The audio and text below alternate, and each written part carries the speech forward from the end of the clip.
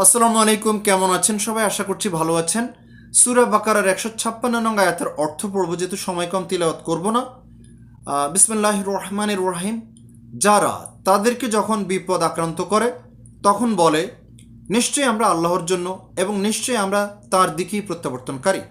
আগের আয়াতে আমরা পড়েছি ইমানদারদেরকে আল্লাহ তাআলা বিভিন্ন ধরনের বিপদ আপদ কষ্ট মুসিবত, ধন সম্পদের ক্ষয়ক্ষতি, ব্যবসায় চাকরি সব কিছুতে ক্ষয়ক্ষতি দিয়ে আল্লাহ তাআলা তাদেরকে পরীক্ষা করবেন যে তাদের ইমানটা সঠিক রয়েছে কিনা।